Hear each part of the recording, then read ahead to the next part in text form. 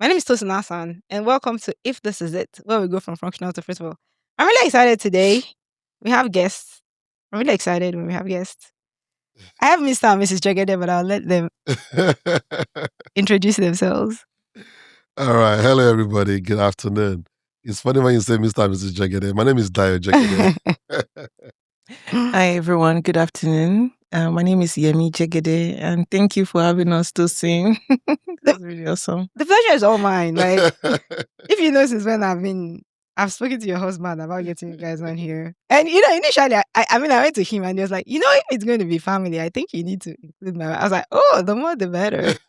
And, everybody knows how big I am on relationships. Anything that reflects God's glory, any relationship that reflects God's nature, His glory, which is love, right? I'm big on it. So I'm glad to have you here. So today we're talking about the price of faithfulness. And the thing that made you get my attention was, I want to say, was it 2017 when your second child was born? 2016. Okay. 2016. Okay. I remember that time that you were working at Microsoft and Yeah. I think your wife was going to school or something. Yes. And you were on paternity leave. Yeah. And while you were on paternity leave, your whole team got laid off. And that happened at Microsoft a lot. And I didn't know about it until after you got a job at another big tech organization. Do you want to talk about that? Like, because I feel like that was a What caught your attention? That's the about question. it. I felt like, when you shared that story in church, Okay. I felt like that was a growing season for you. Oh, okay. Do you remember that? Oh, I do. I Yeah. do. It was, yes, that was a funny time. I know. Yeah, it was. It was 2016, right? Yeah. Yeah, I worked at Microsoft, and I remember, I think right after we had Shade in February, right? Yeah. I went on paternity in April, and my team got laid off in May. Mm-hmm. So, and I was still on paternity till I think June or July, something like that. July. It was what made it very. It was a tough time. It was a tough time. But I think one of the good things was right before then is it downgrade you call it, or we kind of like we reduced our house. What do you call it? Downsized. We downsized. Yeah. Thank you. We downsized. So because when you're coming from Texas, everything is big. So we got to Bellevue. We got a big house that we were renting. Mm. Then we were like, you know what? We don't need this big house. So we moved into a 2-bedroom. Mm. Not too long after then I got laid off. So it was easy for us to manage, use our, savings. But what really, really made it tough and a little bit emotional was the fact that Microsoft just started my green card back then. Mm. And we were at the tail end of it. Mm. And when I got laid off, I didn't have any, it was like you are floating. Yeah. So I couldn't walk. That was the funny thing, but she could walk. Mm. So she was on, you moved from age 4. So let me stop you there. Sorry, let me come in. Yeah. So it was at a point where our I-140 was about to be approved Yes. while he was on paternity leave. Mm. And then on that same paternity leave, just a little bit a few weeks after, or the next week after he got laid off, our I-140 got approved. Mm-hmm. But then because he was on paternity leave, he could not receive his official layoff.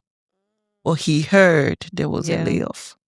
So I now switched from not being able to work on H4 to having a work permit. EAD, yes. Got an EAD.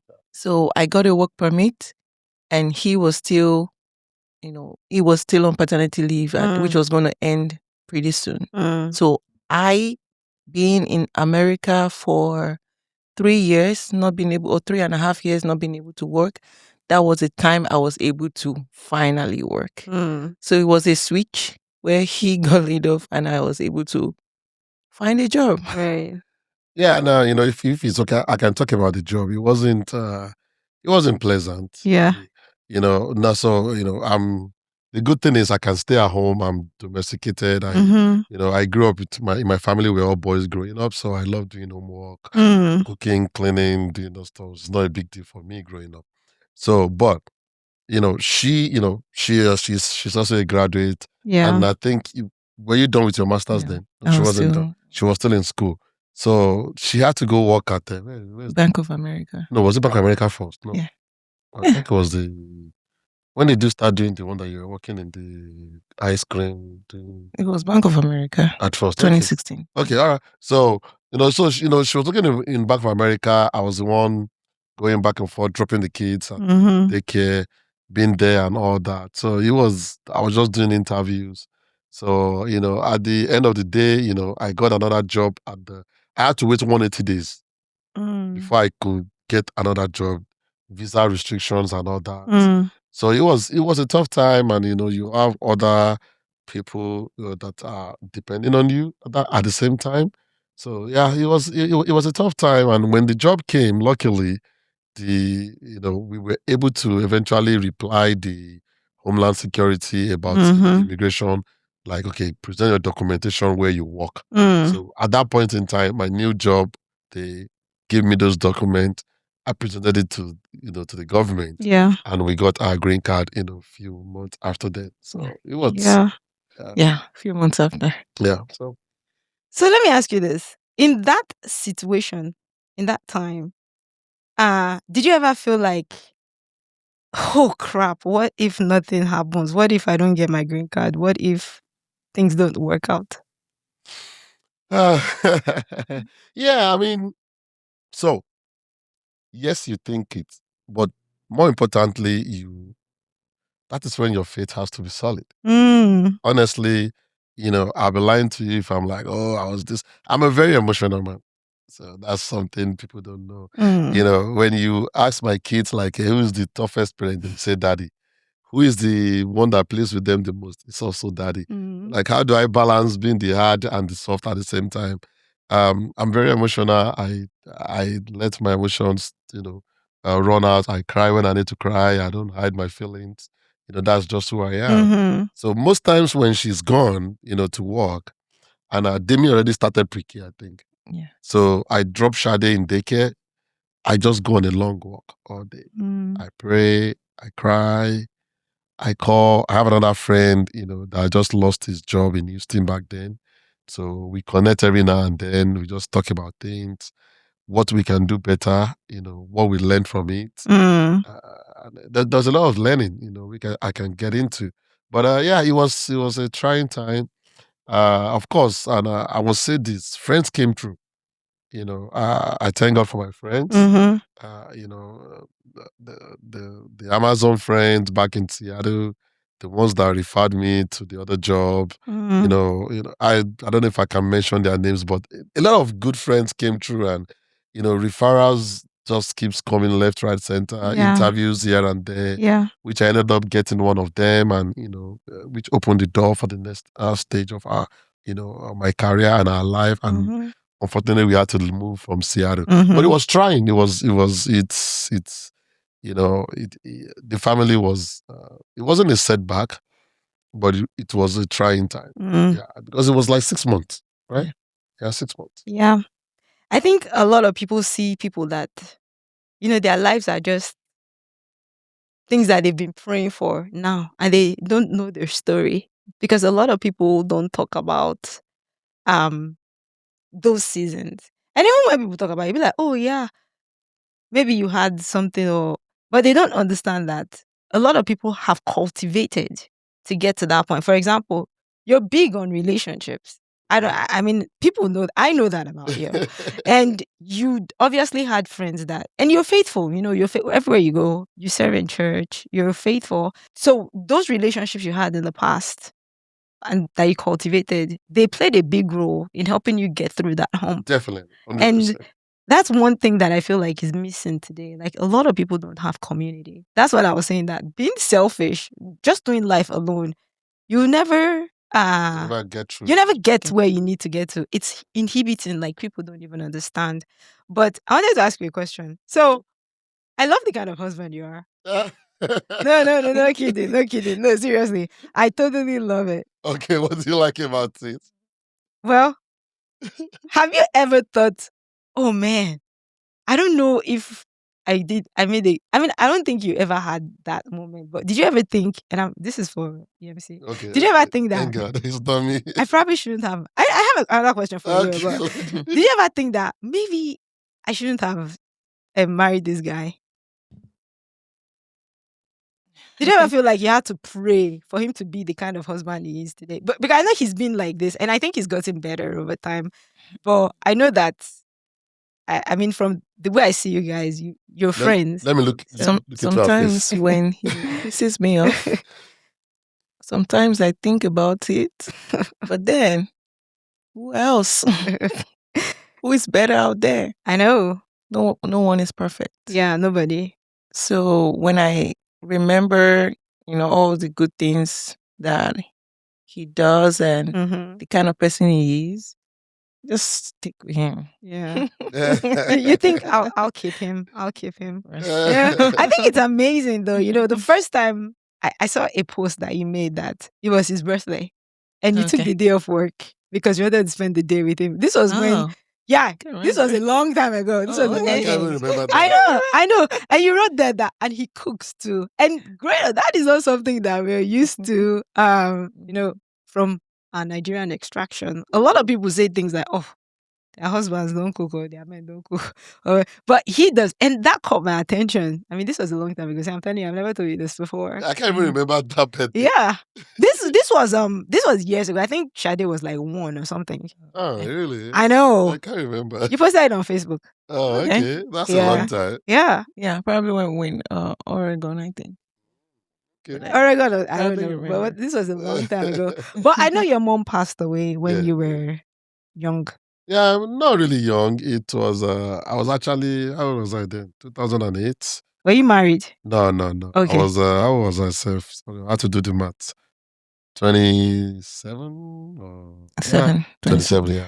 Yeah, so yeah. She passed away just when I was about 27 September. Yeah. And I was going to be 27 October. So. Well, you weren't married yet then? No, I wasn't. Do you think that had a role in the kind of husband and father that you are? No, so my mom passing away is not, she doesn't have a role directly. And by the way, my mom met my wife before she passed away. So I already told her that's what I was going to marry. So, even before she passed away. Nice. So yeah. But I think it was more about the upbringing. So, my younger brother is around. He came, so this is Thanksgiving. I don't know when it's going to be released, but this is Thanksgiving season. So my younger brother is around and our last born. And the wife, Kemi, we were talking, I think on Thanksgiving Day, and she was like, you know what? I've seen you guys, we are 5 boys. Like, man, your parents did a great job. Yeah. All of you level-headed. Not that we don't get angry, we are from Ekiti, we get angry easily. So I think Okpa is the best of us when it comes to being angry. So it's the one that is calm. But just the fact that, our parents, we grew up in a house that was just full of love. Yeah. So, I don't see my parents fight. Of course, we know that couples fight, but I don't see them fight. You will never see them yell at each other. No matter what happens, they sleep in the same room every night. My mom respects my dad. My dad loves and adores my mom. Like, my dad loves his wife. My dad cannot cook. That's something. But you will never see my mom in the kitchen and you see my dad not there. The only time you ever see my dad not in the kitchen with my mom is only maybe when they are playing Super Eagles. It's playing. Oh, wow. No matter what happens on TV aside Super Eagles, my dad is always in the kitchen with my mom. Doing the vegetable, helping with the stew. Of course, we're not going to wash plate or anything. Yeah. But it's just helping with the cooking. They are catching up, they are gisting. And that's why all of us, all my brothers, we know how to cook. Right. So just growing up in that house, it was when we grew older that we found out that, we actually know we were not rich, we were poor. But you were rich in love. Yeah, but we the love that was there, and for me as a person, I was the friendly type. I bring in all of my friends. My mom cooks for all my friends. They will pound yam. So they never said no to me bringing friends. Like I bring a lot of friends to the house. I can tell some stories about friends. Yeah. But yeah, so just growing up in that environment, I think that's what made us who we are right now. Mm-hmm. Because that's the training. That's what you understood. That's how you see marriage works. Yeah. So, and that's what, we try to apply. Of course, she has her own training. We brought some from her side, Mm-hmm. some from my side. We merge it together. Yeah. Then we make it our own family relation, dynamics. Yeah. Actually, I know that Yemisi's parents, they came to stay with you people a lot. Yeah, so yeah. I don't think that, I don't know, but was your family different from his family, like growing up? A little bit different. Okay. I also grew up in a family full of love. Yeah. But not as much as theirs. as theirs, like you said. My parents had their challenges, Mm-hmm. and whenever they had issues, they're the type that will cry and you will hear. But they stuck with each other. Mm-hmm. Even when we thought, oh, why are they even still together? They still stuck with each other. And they really loved us, the children. And they're the type, even my dad is the type that would go to the market and cook for everybody. Wow. He lost his job when he was in his mid-40s or early 50s. And since then, he was just doing, petty businesses, but he was very homely. So he was the one holding the family together whenever my mom had her own career with the government. So they complemented each other well. Yeah. And I think the bulk of his temperament, not being good was because of, as a man, Yeah. you want to be the provider, Mm-hmm. right? Mm-hmm. But that didn't happen. He used to be a senior at a bank manager, and he got laid off. Mm-hmm. So, but that never, the opportunity never came again. Yeah. But yeah, they grew up. They stuck with each other, and they're still together by themselves right now at home. Wow. Alone. And so let me ask you this: you didn't see your parents quarrel at all, and you saw that a lot.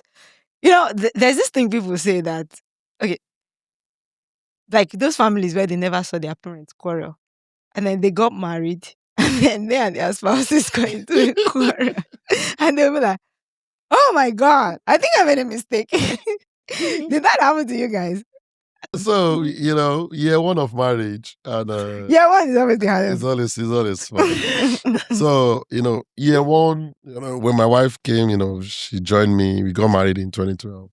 So we just had Demi in 2013, somewhere around November, December. I can't remember, but we were together in the house, and Mom still didn't buy.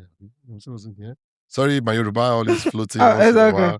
So, anyways, we had a fight. We can't even remember the fight anymore. And she stormed out of the bedroom. She carried her pillow. We have a 4-bedroom house in Little Ham back then. So she stormed out of the bedroom. She carried her pillow, and she was like, going upstairs. I was like, "Come, where are you going?" She said, "I'm going to sleep upstairs. I'm going upstairs. I can't take this." And I'm like, "What? No, that's not how it works. Where I come from, even if you fight, you sleep in the same room." Mm-hmm. She was like, "No, I want to go and sleep upstairs now." I think from our own perspective, that's how she's seen it. Mm-hmm. From my own perspective, they slept in the same room. So I'm like, no, we're not going to do that. Mm-hmm. Bring your pillow back. It's okay to fight.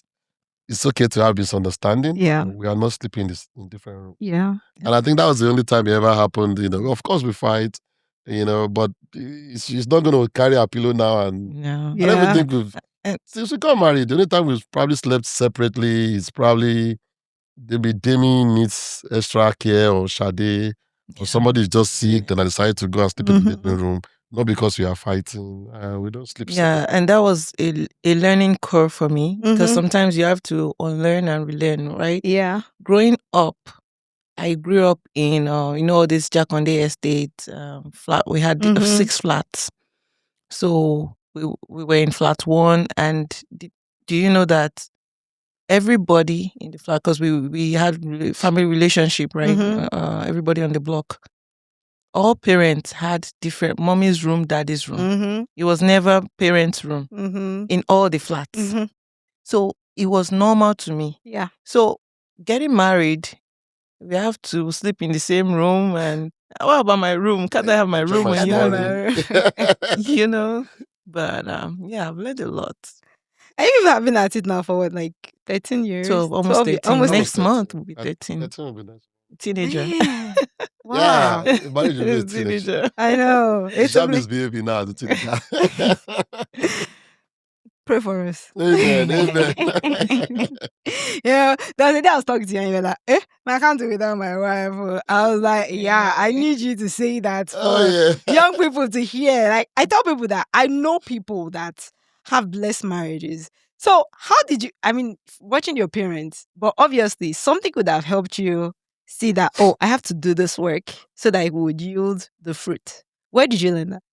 Other than your parents? Man, she would probably want to talk more about putting in the work, because she likes to tell that story about, me telling her about we have to put in the work. Other than my parents, I think of course I lived with my uncle. I just saw my the wife, Auntie Kemi. They're a very good role model to me. They live in Canada. So I saw their marriage, it works. My parents, so my uncle and the wife were like the working class, doing great, beautiful children, and so we were like just my parents were more about going to school and doing stuff, and just seeing that I would say they put in the work, but I didn't just understand the way the work was supposed to be. Right. Okay. But coming here was a little bit different, living in a different country. I think what was paramount to me was the fact that I wanted peace. And you learned that early. Yes. So a lot of people don't learn that until they're in their 40s. Yeah. So, me, I was like, I love coming back home, and your home is your peace. So I let her know that, like, it's very important for me. You can't go out all day and you come home and it's another war. So the home has to be peaceful. So what makes the home peaceful is you're playing your role, you're supportive, not just the woman doing all the work. If my wife is cooking, I'm cleaning. If she's carrying the baby, can I make you the food? Sometimes I do some nice food. The kids think I'm the best chef. I'm like, no, mom makes food every day. She's better than me. Just because I make one nice delicacy doesn't. So, but just being there to support, and having that peaceful home. Yes, we fight and understanding each other. So I would say I really learned a lot from my parents. I learned a lot from my uncle and his wife. Yeah. I think those are the two people that I lived with really before I traveled and all that. So, but she I don't know when she figured it out, but she used to tell some of her friends about, my husband always tells me you have to put in the work, and I think she can tell her story. Yes. Yeah, getting married, I never thought we had to do anything else. We are here now. We are living day to day. What work are we putting in? But he was big on, we have to put in the work. And when I say put in the work, like we have to invest in ourselves, set up dates. Let's not be too relaxed and just forget about ourselves, especially when we start having children, right? Let it not be all about the children alone. Let's not forget ourselves. Let's put ourselves we were before the children. Yeah. So let's put ourselves, fix ourselves, and then children can see. Yep. So because a lot of people, they miss that part. Yep. The marriage will be going fine until they start having children. Then when children come in, they start deviating, and then they sap all the love or most of the love and spend it on the children. You say, I can never leave my children. No, maybe not leave is the word, but they don't see the husband now as the Someone most needs to be important. cultivated. Yes. And so I learned that from him really quickly. Yeah. And that has helped Yeah. greatly.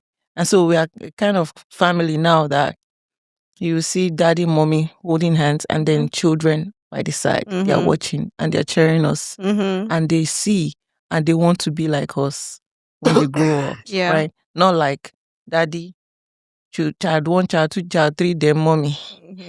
And then when they leave, there's a huge vacuum. Yeah. So.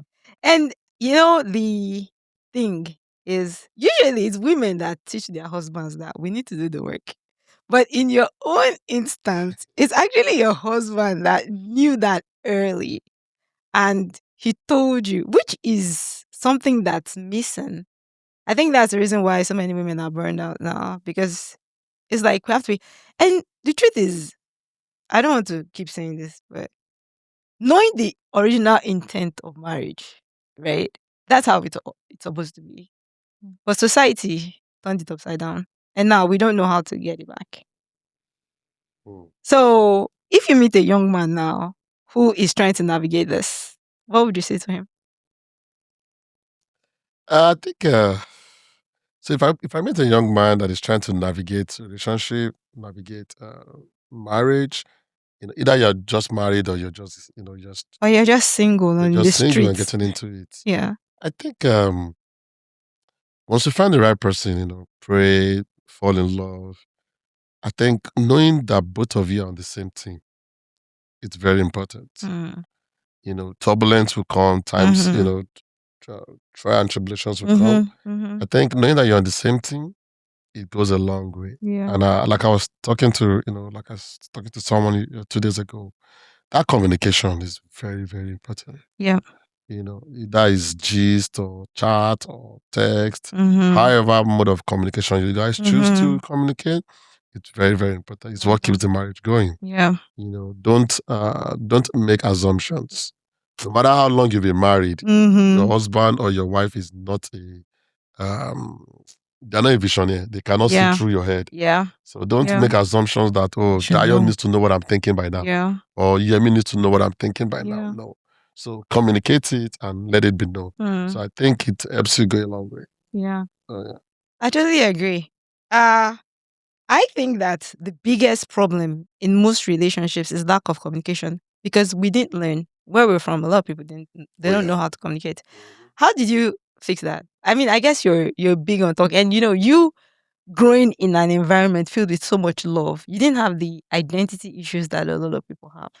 Well, I mean, I made a post a few days ago. It wasn't like I would call it identity issue.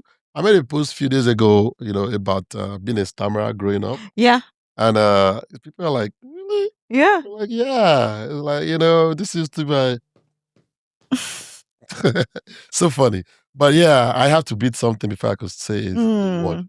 Not even a sentence, a word. Yeah. Before I could say a word. So of course I had identity, crisis growing up. Yeah. And it was so funny when my uncle, the one in Canada, he replied that post. I was like, oh wow, thank God. I'm like, yeah, you understood. You were there, sir. You know how it was. Yeah. So but when you have an identity problem, I think it's more about, trying to work on yourself. In my case, I understood it and I decided to work on it. I figure out, okay, how can I make myself better? I start with, I speak more because I'm the kind of person that wants to talk to people and stuff. So I don't shy away from, being myself. There's this common saying, he that is down is fear no fall. I'm already down. I can't speak very well. What's the worst thing that can happen? You will laugh at me. So I might as well just go ahead and say it. Yeah. So I just keep talking. I keep getting better. I keep improving my words, and I read a lot. So that's another thing. So I read a lot of books. It helps me to improve myself. So I think those are the way I was able to, get out of it. How old were you then? I started reading very well. When I say reading, novels, books. Yeah. Because I stammered to secondary school. I stammered even when I was toasting, I stammered. I didn't even know. And that was my year 5, back in college. So, but yeah, it was after my WAEC. That's I don't know what they call it here, but out of secondary school, I started with Adley Chase.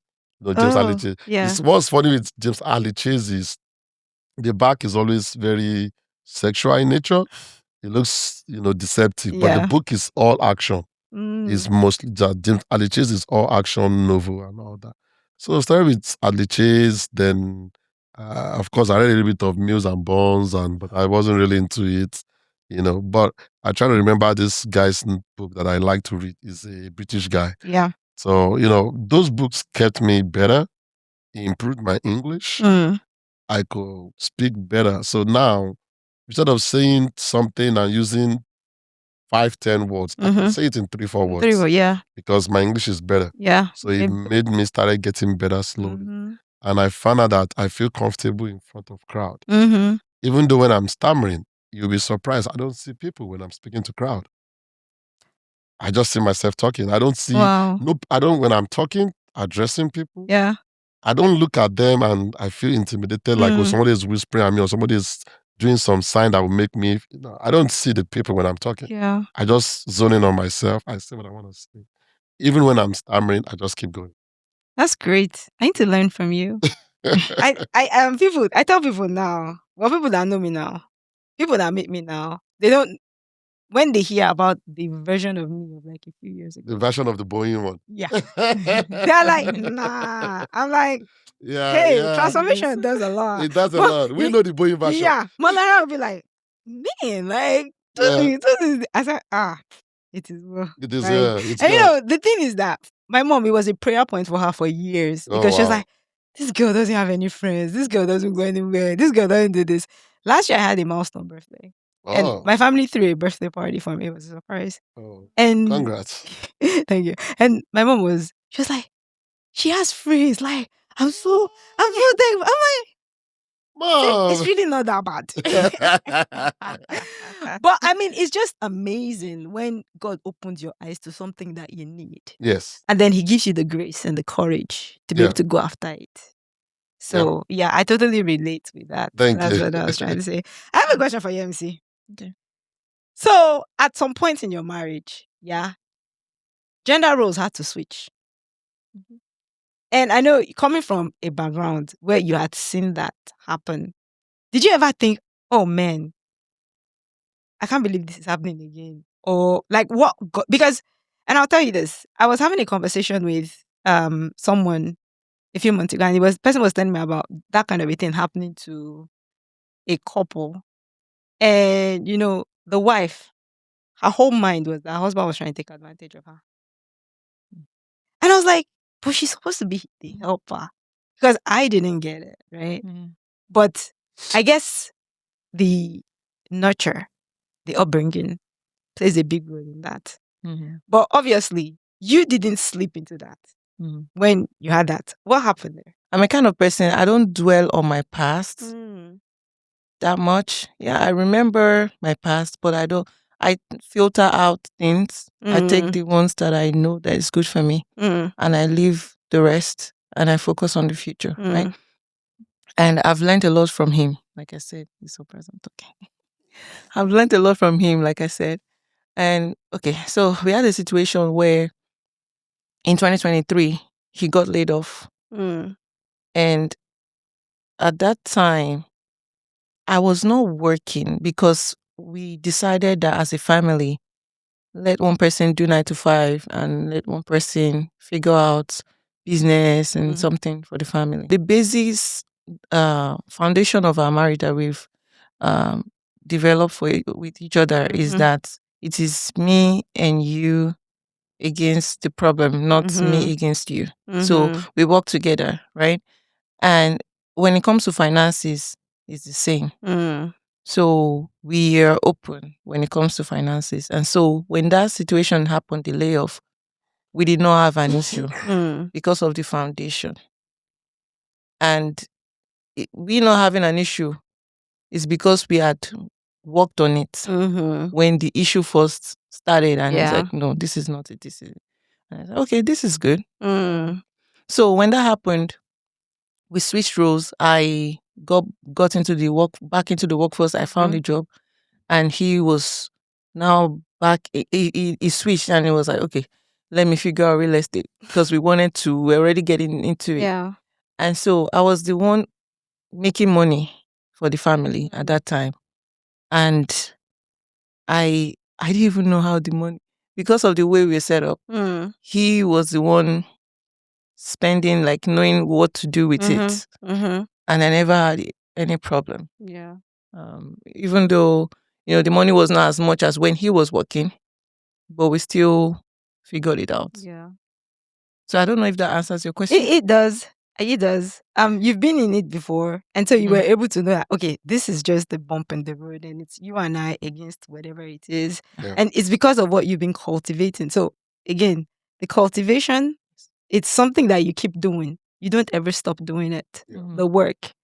There's this young man that is part of my single people, and he's divorced, and he's trying to get back into dating. And I think he finally met someone and they started dating. And then I found out that they broke up. And my heart broke because I'm like, oh my God. And I felt so bad because oftentimes when these kind of things happen, like I feel like, because The weight. yeah, the weight, like I feel that weight.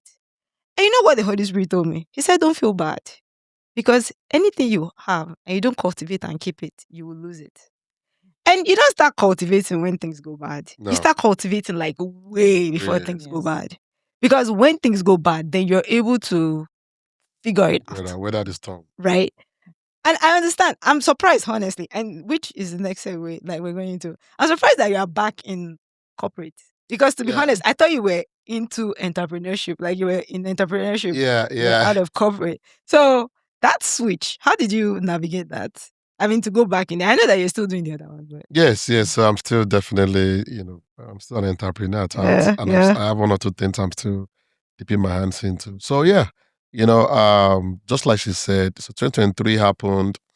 I went into real estate, not just real estate, actually. I did vending machine. I did a couple of stops and they were doing okay. Then, the new government came in and it really affected real estate, honestly. So I'm not trying to talk about government here, but I'm just talking from my own perspective as an entrepreneur. The government came in, real estate went bad. All the other factors that can affect real estate affected it. And it's been really slow this year. So then it was funny. So we were not even, I like to say, we were not done with the chicken and meat pie for the Happy New Year when she got laid off January 3rd. Yeah, I can't forget that day. Of this year. So January 3rd of this year, she got laid off. Now you have two people not working in the household and you have 3 kids and you got to, maintain and all that. And, if you don't do anything, then the savings starts going down. Yeah. So we sat down. We were like, funny enough, we just had our end of the year. We do our goals review every December 26 or 27. So we just did our review, how things are going to go. What is your focus? Yeah. Then January 3rd, she got laid off. So everything just went up in the air. So, we were like, okay, she started looking, but she didn't find anything for the first few months. So I was like, oh, okay, maybe we should change things up. So I started looking out. I reached out to all my contacts. Hey, guys, I'm back and everything. And in fact, in 2 weeks, my previous manager at my previous job where I was laid off, he connected me and I got a job immediately. I think I had maybe 1 or 2 interviews. Boom, I started working. That was in March. Wow. Then, from there, I got another job, which is where I am right now. So it's just like, things happen so fast and all my contacts, I would say this, I have great friends. So they really helped out. They connected me and they helped me out, brushed me up on my interviews. It's been 2 years. So, and now I still have some properties right at that point that I've not sold. I still have contractor I'm working with. I have my realtor. I have all these things that I'm doing. So I'm juggling. I think I have like almost 9 or 10 properties on my hands starting the year that I was juggling along with getting back into the work. So, I was doing everything together, and while she was trying to figure out what is our next steps. So it wasn't easy, I would say I wasn't forced back into it, but necessity made me go back into it. And knowing that I have good people that can get me up to speed was really good. Yeah. So I was able to, get myself up, into shape and, get my career back in order. So it's been fun. Yeah. I mean, yeah, that is amazing. Speaking of relationships, Yeah. that is it's so critical to getting far in life that people don't understand. How do you nurture your relationships? I guess some things are inborn. Mm. Some things you have to work hard at it. Mm-hmm. So in my family of 5, I am the one that is very loud.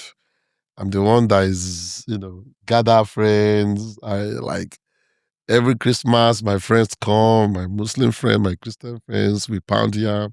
My mom pounds yam, she don't know that pound, we pound it. Yeah. But she cook the soup. I bring people together and we just Yeah. eat in my house. But my mom would be like, man, what's it Lord do? You have too much friends, or Makobai, too many people. And I just liked it. I mean, even when I started, when we started dating, Mm-hmm. I told her, like, directly, like, babe, I can't do without my friends. Mm. But I will always let you know that you are my priority. Mm-hmm. At no point should you feel like a friend, it's more important than you. So I let her know that, but don't try to take me away from my friends. It's the way I am wired. Do you get it? It's very important to me. Yeah. So I nurture friendship. I reach out to people. Maybe not so much like I used to because, I got a wife. Busy. I got 3 kids, career, this, family. Yeah. But, I do reach out to my friends. Yeah. And it's really, really paid off, even in the real estate business, raising funds, Yeah. doing stuffs. I think aside my first job in the US, uh, all the jobs I've worked at, all the good moves I've made, it's always been through referral. All my career moves. So when I need it and I reach out to them, oh, Dayo, it's you. Come on. I'll put in a word for you and all that. So, and she, she's also a very, very, is it benefactor or beneficiary? Which one's the right English? Benefactor. She's a benefactor of it. It took her time because I'll be honest with you, she's a great person. Yeah. One thing I will say is this, and, some people might challenge this. Growing up in my house, because we were a very large house, apart from we the kids, we always have uncle, aunties. When we have friends, people visiting, always cook for them. So getting married, of course, they do when they have visitors in their house too. They don't go all out like we go out. They just do moderate, maybe Sprite and meat pie or whatnot. So when we got married, and I was like, babe, when people comes, I'm like, I cannot imagine. She'd be like, why should they eat? Because they came to visit us. And I'm like, that is what I know. That is how we entertain people. And I'm saying this, you are amazing. Because I'll be honest with you, I don't think we've ever had a guest that did not eat at our house since we got married. Wow. You can't come to my house and not eat. Yeah. So, and my wife does the cooking. You will see me in the kitchen, I'm cleaning, I'm cleaning the cook, I'm cleaning the dishes, or maybe it's time for her to eat, I serve her water. But just understanding how that friendship means a lot to me. Do you get it? Like I'm like, I don't think I have a friend that has visited my house and did not eat. Wow. So, so she understood it. I know it's not easy. Yeah. So it's not easy. Yeah. So, but it took her time to understand that friendship. And maybe she can talk more about how she sees it from her perspective and what has worked for her. Yeah. How long did it take you to get used to that? It was a shocker for me. Then you go to someone's house and you eat. We were not like that. I know. Once you get Coke, Sprite, Fanta, that's it. Need to eat at home. at most maybe Coke and biscuits or something. But I embraced it quickly because I figured out that okay, it's not a bad idea. Yeah. Where it just means we are welcoming, homely, and I'm the kind of person that before I got married, I wasn't the cooking type, but now I do enjoy cooking because I want my family to eat well. Yeah. I want us to be healthy. Yeah. And so I started looking into recipes and things like that. And so I was able to embrace it quickly. And talking about relationships, or if you want to ask your... No, go ahead. Like, I want to hear what you have to say. I really respect him when it comes to relationships. And I was just, if you remember, I was just telling you recently that you need to speak on relationship building. Yep. I told him maybe this week. You're speaking right now. Just so you know, we're having relationship Q&A next month. So I'm thinking that you guys are going to be my panelists. Like, think about it. No, seriously. Like, I've been like, hey God, who should I reach out to come and be my panelist on this thing? But just think about it. All right, we'll talk about it after we'll the talk show. about it. I put you on this spot. See, I did this on purpose. But I must say that he understood the power of relationships early in life, when I did not even understand. I didn't even know a thing. Yeah. He understood this, and he would always tell me, he would say, always see the good in people. Always see the good in people. Do not assume. Yeah. Because I was the kind of person that if you say something, I can hold on to it and I might not tell you, and I'm thinking otherwise. And instead of me to ask, I'm assuming. So he has changed me in such a way that now most times I would want to find out if this what, and most of the time I'll figure out it was just me assuming things. Yep. And if you remember his 40th birthday, you saw the turnout. People, I could not do without celebrating him that way, because how else? And we still offended. Well, I still offended a lot of people that should have come for the birthday. Sure. And he values people a lot. Yep. And I'll say that he doesn't have one set. Like, whenever I ask him who is your best friend, he say, I don't have a best friend. I have good friends. So he has different set of friends.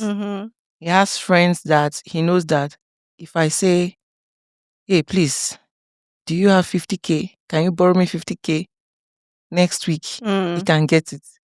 He has people that if he gets into trouble, they'll bail him out at the bus stop. Yeah. Wah, sorry, yeah. Baba, he has friends like that. Yeah. Because I used to wonder, why you used to keep in this kind of friends? He said he needs them. Yeah. So he has different, in every area of life that you can think of, he has them. Wow. And the power of friendship when he was down in 2023, looking for a way out, how to get funds into real estate. You wouldn't believe that he was able to raise within a year, millions, like 2 point something million. Yeah. From his friends. Wow. That trusted him enough to invest in this business. Wow. I mean, can I be honest with you? I really, really, because if I'm being honest, if you listen to the podcast, you hear a lot of things. And these things, it was God opening my eyes to see them in scripture. Right? I realized that. So let me ask you this. Where we come from, they instill fear in us. How do you get past that? Like, you just didn't care. Like, afraid of people. Of course, my dad was always so my mom, so growing up, she said, so my wife is my best friend. We've talked about this several times, and I let her know.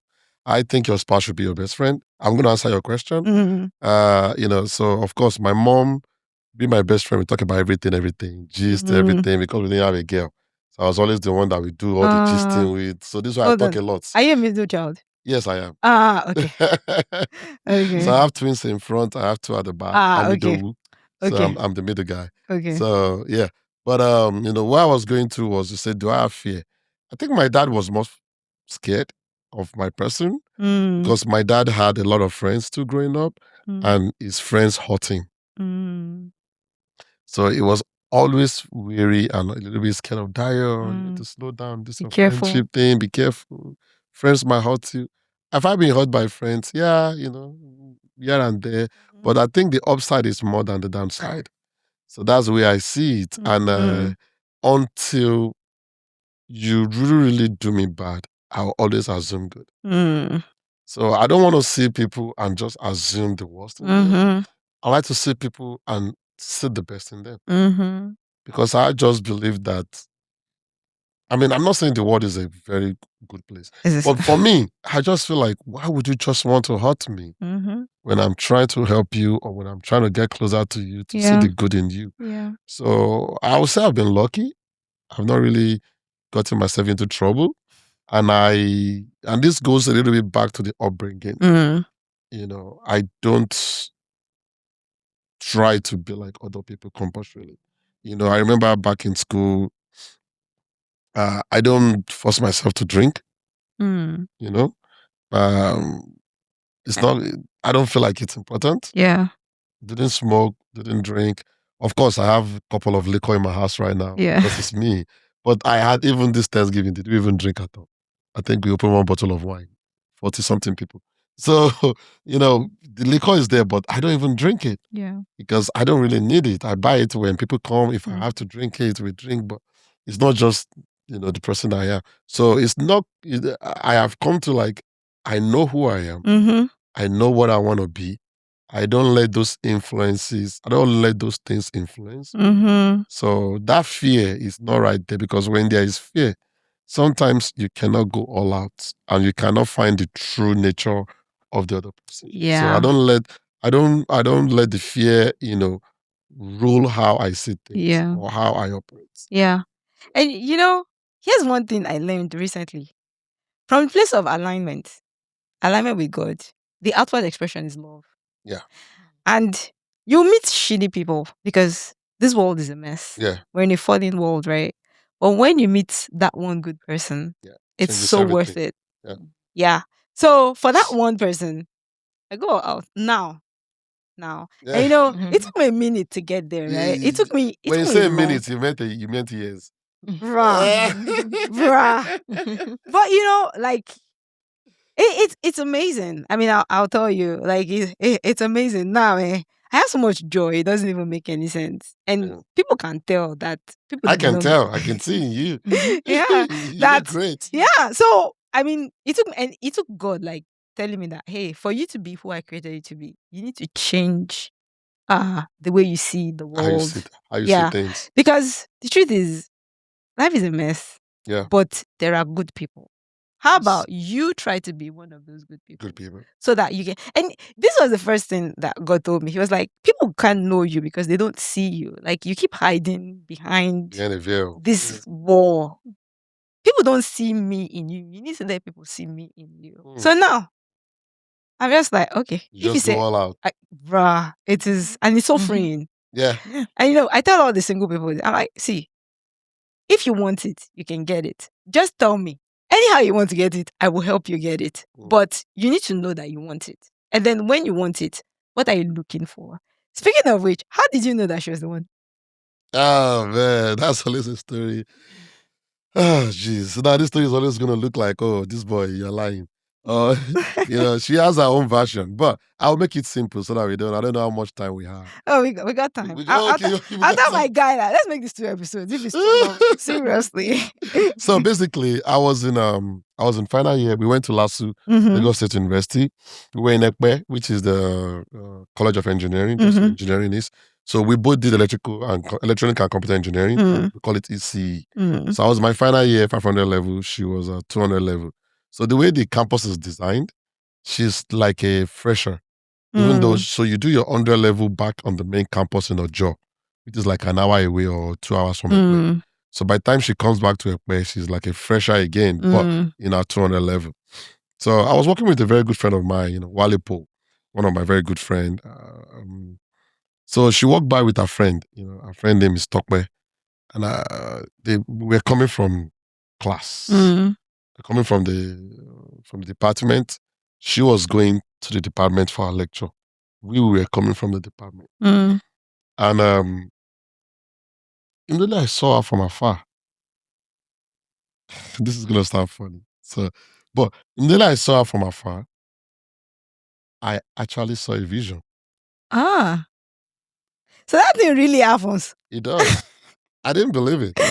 She's been on campus, so she did pre-degree. Mm. Backstory. And that pre-degree is almost 9 months, 1 year. Yeah, about a year. She was on campus while I was in 300 level. Mm. I never saw her. I was dating somebody else then. So I never saw her. She went to a job, then she came back. Mm. So she was working with her friend that day, and I saw her. Mm. And in that, it was very, very brief.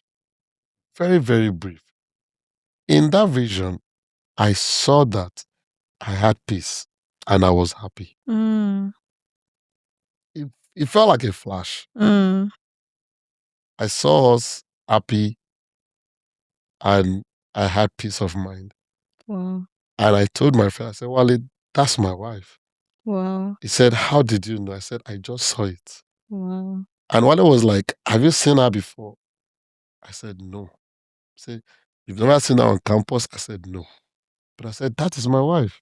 He said, so Klama Shibai. I said, then we start. So by that time, she walked past me. She didn't even say hello. She doesn't know me. A whole campus big boy, engineer. Can you imagine? At that point, I was so busy in school. I was the president of Rotaract. I was a chief OCHA, Kakioff, that's a CAC. I was the overall chief OCHA for some student union thing. You were busy. I was about to be president of my department. I was everywhere. Yeah. So, which she didn't like anyways, because I was too loud. I have a question for you on that But, one.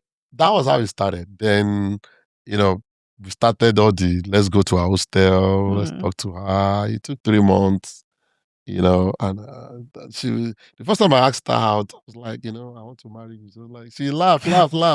Who does that? Who comes to you and tell you they want to marry you? I don't even know you. You're a stranger. She was like, yeah, I've seen you before. You're very loud and this and that. I'm like, yeah, but and I'm stammering. And I'm like, oh, wow. So that was like, I remember very, very clearly. I told her I want to marry you. First time I talked to her. Wow. So yeah, but that's the story. I'm sticking with it. That's how it happened to me. I don't know how it happened to her. But yeah. So, yeah, did you ever think that, this one that is popular, Jingo, he's going to be a player. I'm not interested. Did you ever think that? Funny enough, I didn't think about that. So you thought about the loud one. Yeah, not loud, the not player. the player. Okay. Okay. I didn't like the fact that it was loud. I knew a lot of people. I mean, I was just, an easygoing, go to fellowship, go to class. You mean on fellowship? Like that. Yeah. But I didn't think about being a player. Maybe I didn't know what that meant. So I wasn't in that space. I didn't know. But so I didn't. I think I avoided him for a while. And at the same time, that period, I had other people to occupy my time because my roommate, my friend was dating somebody. So to occupy my time, I used to play chess. And I used to play with guys because my friends, my girlfriends, they weren't interested. They didn't even know how to play, but I enjoyed it. So I would go to boys' hostel. Like I had 3 people that I used to go to their hostel to play chess, strictly chess. Wow. And they were ready, whatever. And then I can't even remember if there was a phone then. Maybe I had a small phone. No, phone just came out.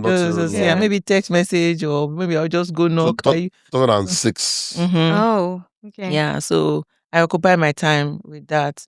And so I wasn't ready. Maybe I wasn't ready or interested in him at the time, but he was so persistent.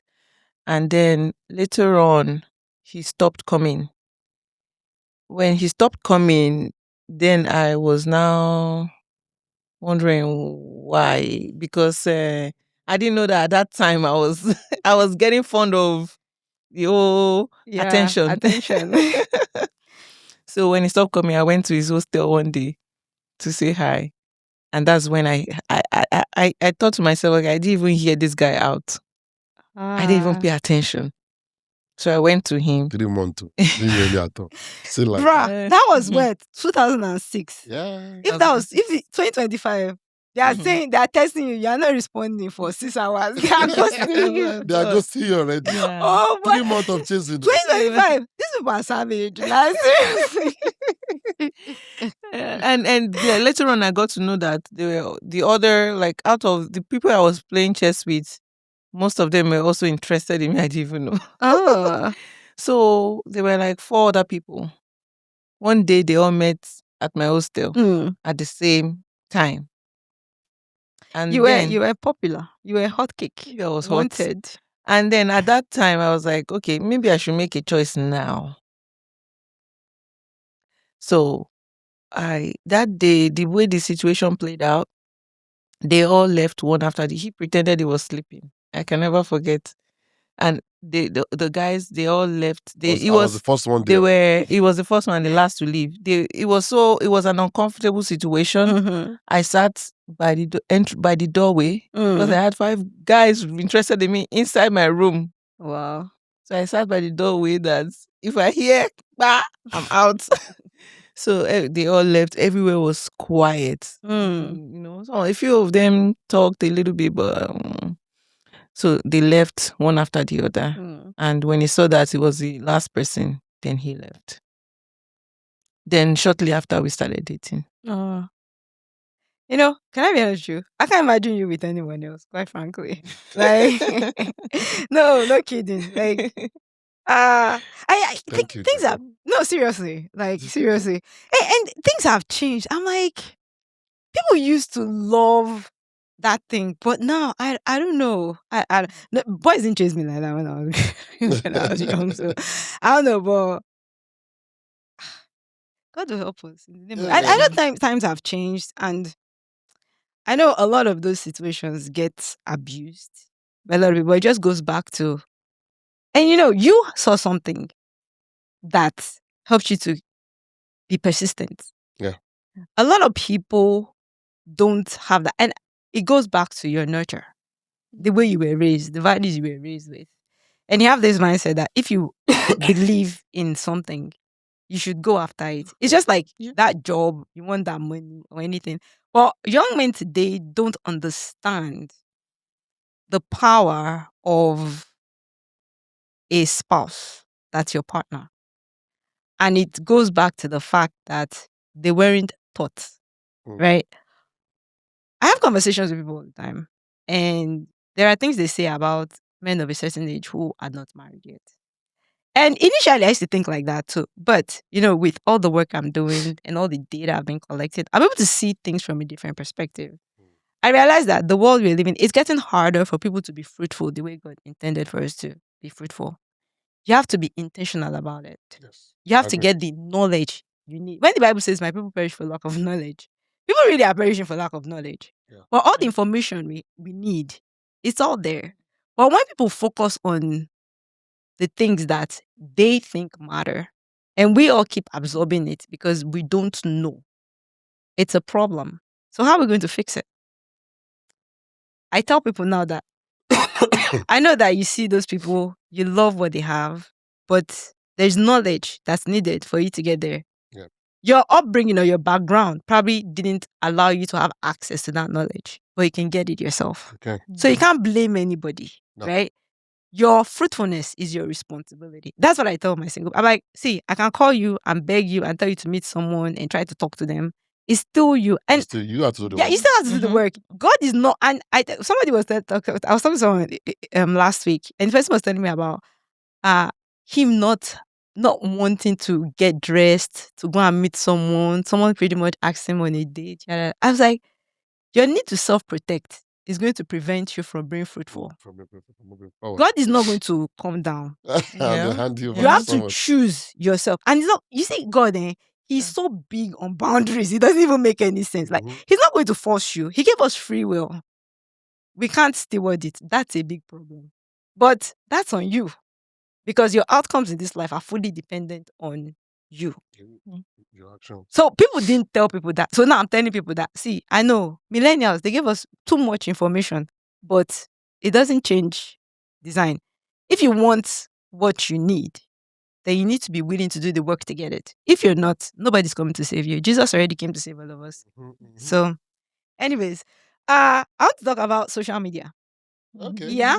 I mean, I see you guys having a lot of fun with it. And see, I'm learning. I enjoy watching your videos really, and I'm pretty Thank sure a you. lot of people do that too. So, what made you get into that?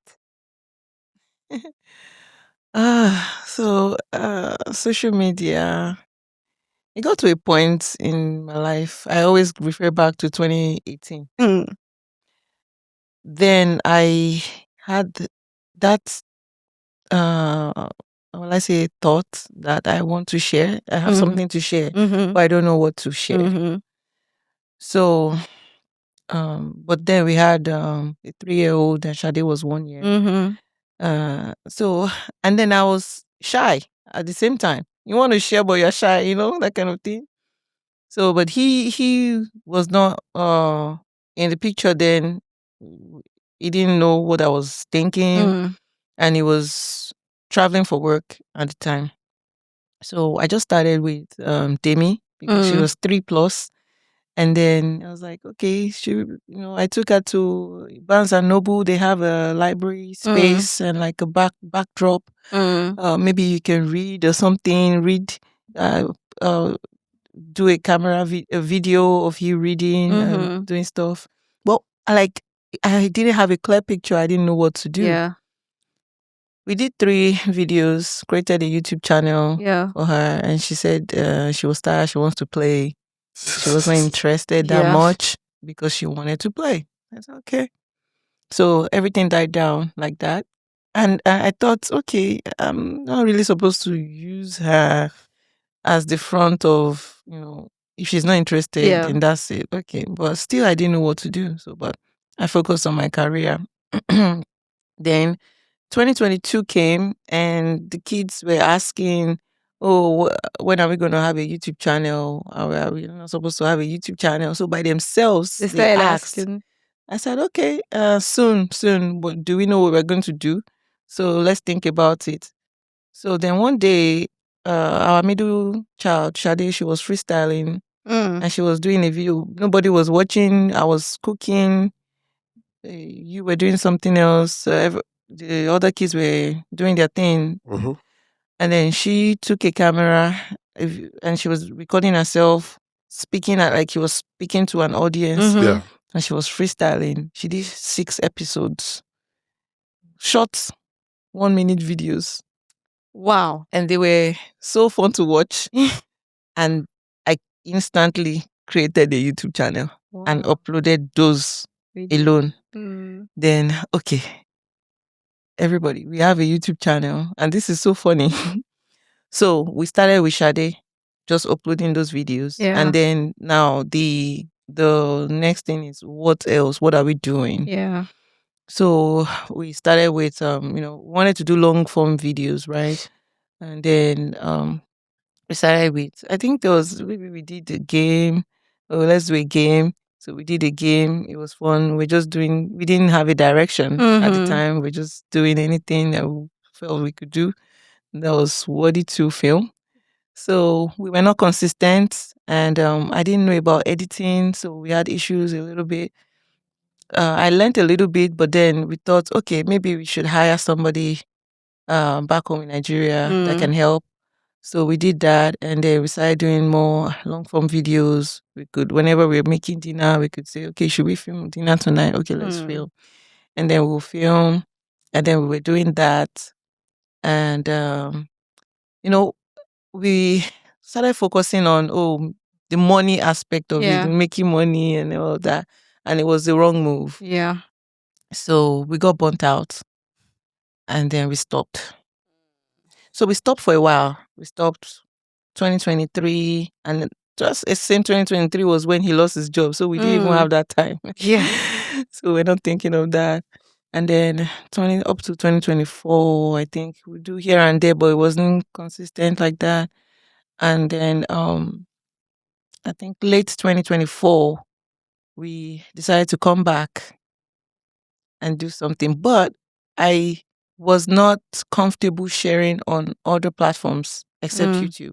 But he had a problem with that because he said, if you want to be out there, then be out there. We have Facebook, we have Instagram, we have TikTok. Why do you want to share on only YouTube? So I said, I didn't want to because I know that a lot of people that know me are there. So I didn't want to. But he said no. So we had an issue. Like, okay, it's either we're doing this or not.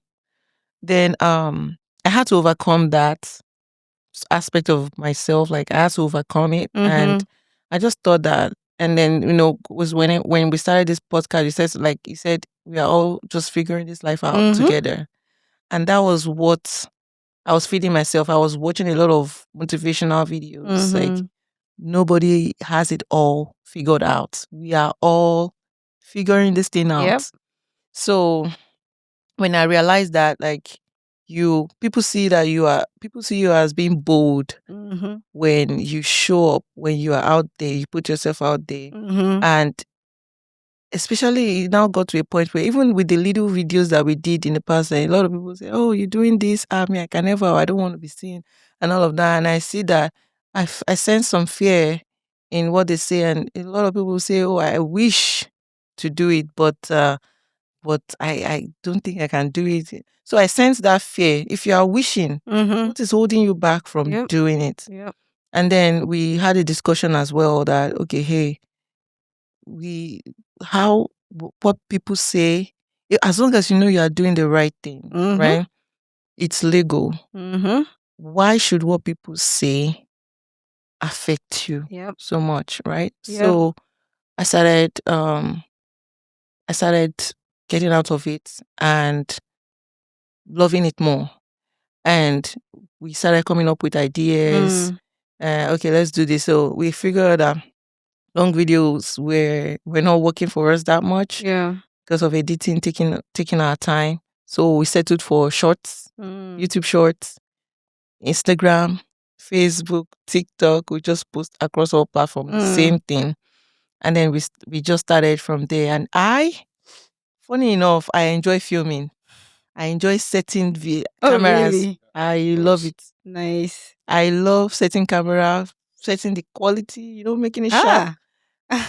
I now love editing. Wow. So it doesn't even feel like work for me unless I do not have enough time. But whenever I have the time to do it, I love combining clips here and there and making magic, the transitions and all of that, those things. So now I do the editing for the content that we do. I do the editing. I figure out the camera positioning and ring lights and all of those things. I enjoy doing it. Wow. And the kids are always excited to come on board and join us. And, we just do it. Sometimes we think about content to make. Sometimes we see other people do it and then we fine tune it and make it our own. But now we just go. We just go. We just do it. Yeah, that's great. And I love watching new people's content, by the way. Thank you. I found there was something that came to me recently. Is that when you actually start the work, you get more clarity on how to make it better. A lot of people have potential in them that they're not aware of because they haven't started. And so I tell people that if there's something in you, I think you should start. At least see if it's going to not work. And then, you didn't say this, but you didn't hint, but I got the importance of having a cheerleader as a partner, right? Like him motivating you and helping you. I mean, if nobody's going, what's the purpose of having them in your life if they're not able to help you be who God created you to be? That's the purpose of partnership, because you get a better reward for your efforts. And people don't understand that. Isn't that amazing? To wrap up this session, and I know that last question before we go to the framework. Okay. If your mom was here today, what do you think she would say?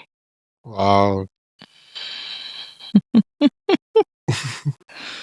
Don't let us talk about my mom a lot. Gets me emotional. Yeah, I know. But I think I think she'll be proud of all of us. Yeah. I think we've done well Yeah.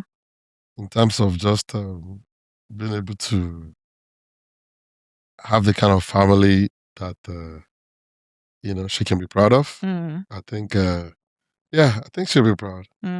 I think when I look at my siblings, my brothers, just the fact that we are all grounded, Yeah. with our families. Yeah, let me stop at that. Yeah. And that's big wealth. We had a loss recently and the man was 80. Mm. But the wrench I felt in my gut, like, because he was this person that he had so much wisdom. It was so, like, he could talk to anybody, he could communicate with anybody, and he was wealthy too. He had status, but he was so friends with his friends that weren't doing as well as he was. He was big on family. They opened up their house to people. Like, they always had people in their house. Sometimes I'll be like, man, God is taking all these people. Like, we are here, like, left with all these people that are just more and more selfish. I don't know. Like, we really need help. But, it's just a blessing because the more you look for people that have those traits that you're looking for, you find them. Yeah. I promise you find them. Mm-hmm. And again, I'm like, how are we going to help with this? Because the goal is to multiply God's image, whether through your immediate family or through people you meet. And so we need to just be intentional about doing that. So that we can bear more fruit that glorifies God. That's the purpose. Yeah. I tell people that you can be fruitful in a number of ways. Just choose but if you want Abraham's fruitfulness, you need to marry. Just so like seriously. If you want Paul was like fruitful too. Paul was like, fruitful and he wasn't married. Hey, he wasn't married. But the type of fruitfulness you can choose. But the thing about God, is a buffet. Like, just choose the way you want. As long as you are doing what you need to do, so that when you die, you are standing on the right side. That's all there is to it. People don't understand that this is about our journey for eternity, right?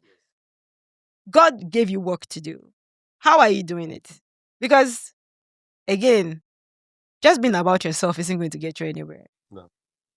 But some people learn that early. So on this show, we end with a framework. Okay. Right? The framework is cultivate, keep, and resist the tree of knowledge of good and evil.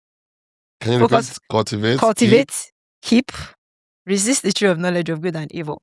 Right? Resist. The tree of knowledge. The tree of knowledge of good and evil. Relying on your own understanding and focusing on the tree of life, which is Christ. Yeah. So how do you cultivate faithfulness? It could be with work, family, relationship, everything. How do you cultivate faithfulness? I think you cultivate it by standing on the word. Either not just reading the Bible, but sometimes it's just being in the gathering of the people that have like minds. It's very important. Like she said, I have a lot of friends for different purposes. So you can cultivate, faith by having that similar mindset, people that have like minds that can help you grow in those certain areas that you want to grow. I think you can cultivate faith, in that way. Yeah. And being open to feedback too. Yes. Being teachable. Yeah. Willing to learn. Willing to learn, being open to feedback, because sometimes we don't see ourselves. So when people tell us what you need to improve on, you accept it. It's hard. My previous workplace, they would say feedback is a gift. So you want to be able to accept it, and learn from it and grow. Right. So that's very important. Right. What about you, MC? For me, I'll say, just knowing that I want to be the best that I can be. And, in this sinful world, there's so much going on in this world, so much negativity. And I want to be a light in the world. So I keep reminding myself of that, and that keeps me grounded. Yeah. to get me to be faithful in Wow. what I do. Yeah. That's good. All right, Mm. keep. So keep is guard. Guard against the enemy. Resist the devil. What is answering first? because see, At the head. yeah. Child, It's Ian is in trouble. no. It's order. It's order. Oh my God. Don't worry. So the question is, how do you keep what? How do you keep? How do you guard? Protect what you're cultivating. How do you keep it? I think it's like having I joke with my wife that when it comes to friends, I have the good, the bad, and the ugly. Mm-hmm.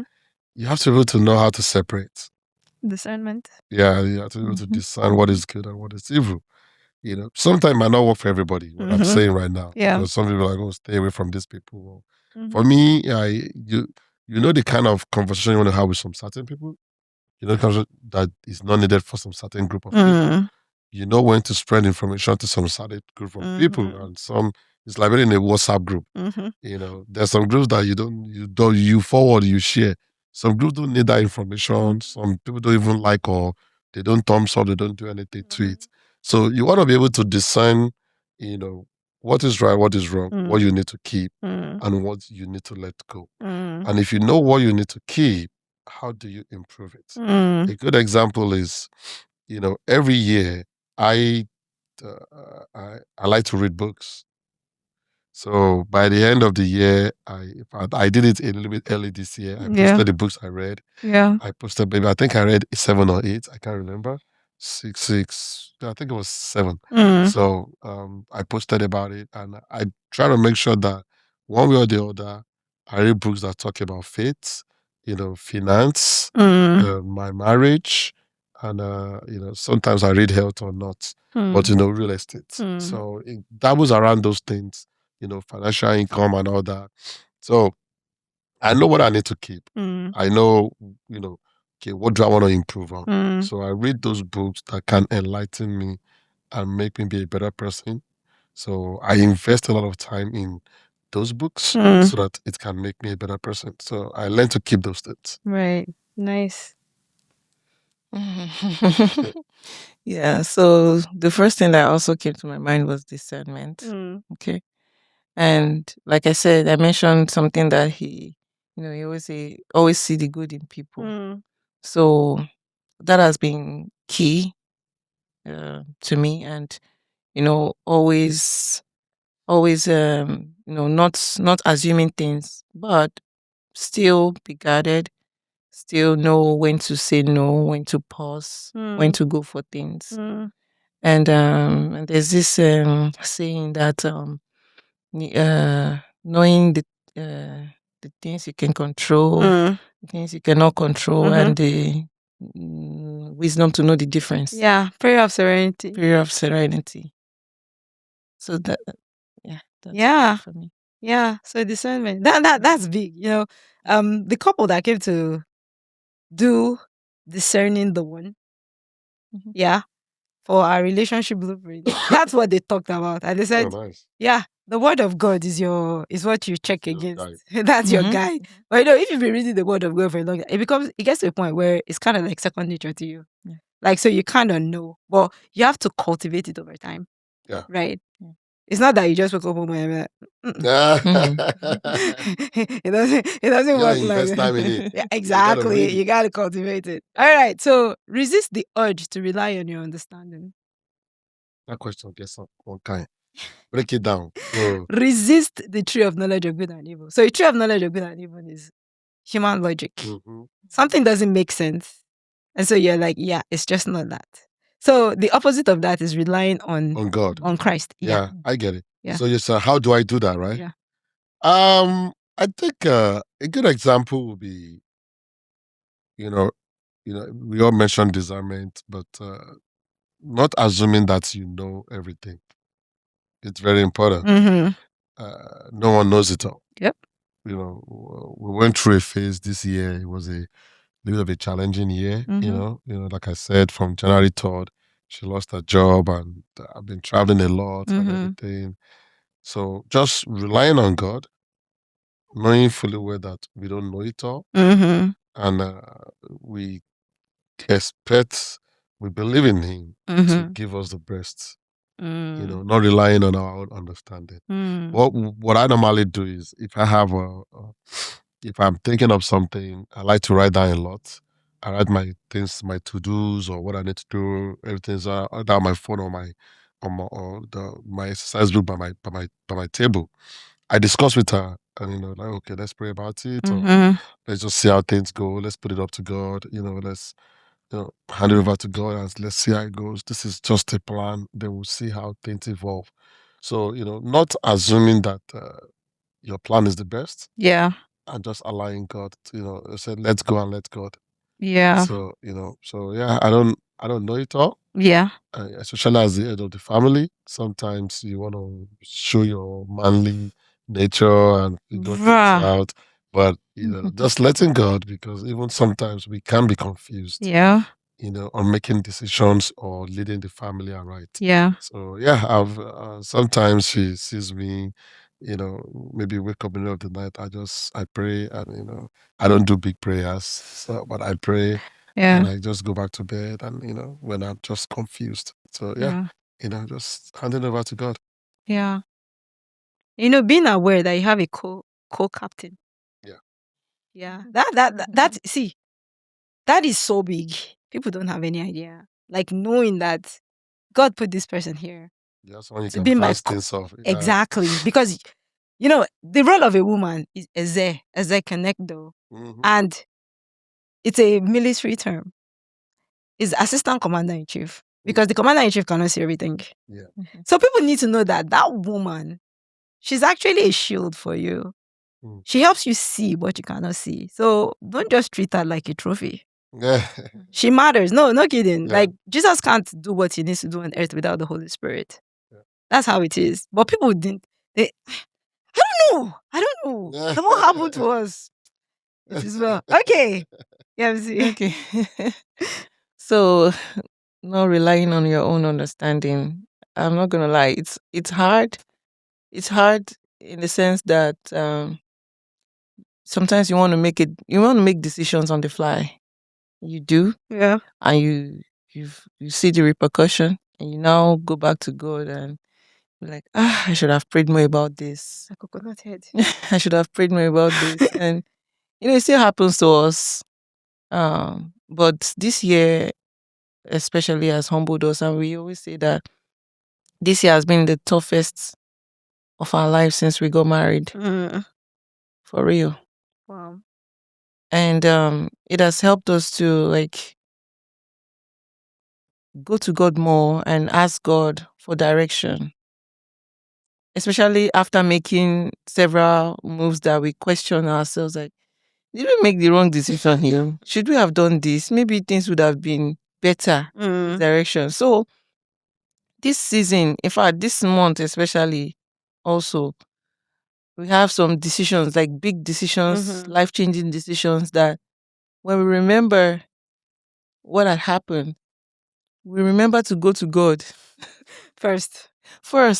Say, let's pray. Especially he will tell me, let's pray about this first. Let's pray about it for God to direct us. Yeah. For God to show us the way. Yeah. So, yeah, I could say he's always our go-to. God is always our what do we call it? Like default, where we fall back on. Yeah. And so it's still a work in progress for us, that always remembering that okay, this is it. Like always go to God. Yeah. For direction. Wow.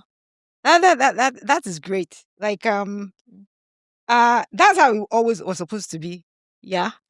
But a lot of people are not aware, and they unfortunately don't figure that out until life has done them gbas.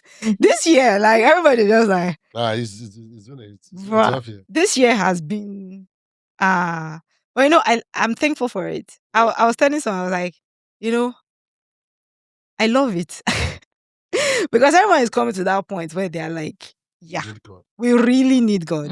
Like we can't figure it out on our own. Yeah. And it's going to be that way next year.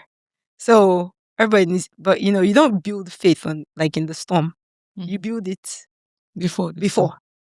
So we need to start cultivating that. But I know you're an MC. Yeah. So Yeah. where can we find your MC work? I mean, well, sorry. I don't know if I've been showing a little bit of tiredness today, but No, it's okay. We're I rounding still up. did one yesterday. Yeah. So yeah. But my Instagram is mostly where I post. What's Or the maybe name? my Facebook. My Instagram is Dayo Jegz. Dayo Okay.